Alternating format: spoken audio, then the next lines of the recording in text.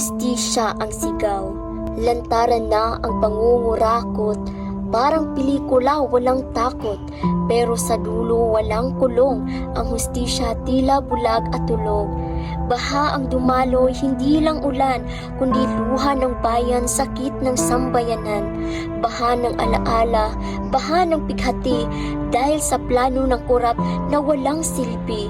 Sapat ang pondo, milyon ang halaga, pero ninakaw para wala ng awa. Pera ng bayan, pinaghirapan, pero sa bulsa ng mga magnanakaw napunta ang laman. Nasaan ang hustisya? Tanong ng masa.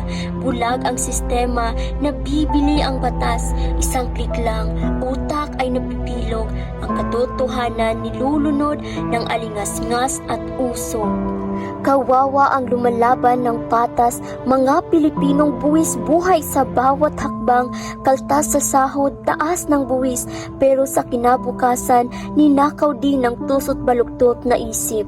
Nagkakapagod isipin kay gulo ng bansa, pero ang ugat ng kahirapan di pa rin binubunot ng tama. Due process daw bago makulong, pero bakit ang magnanakaw sa kama pa rin nakahimlay, parang hari sa trono?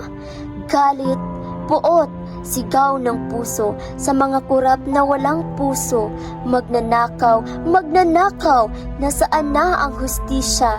Uhaw na ang bayan sa sistemang totoo, sa pamamahalang may puso, hindi puro show, sa mundong may pag-asa, hindi sa mundong binabalot ng kasinungalingan at drama.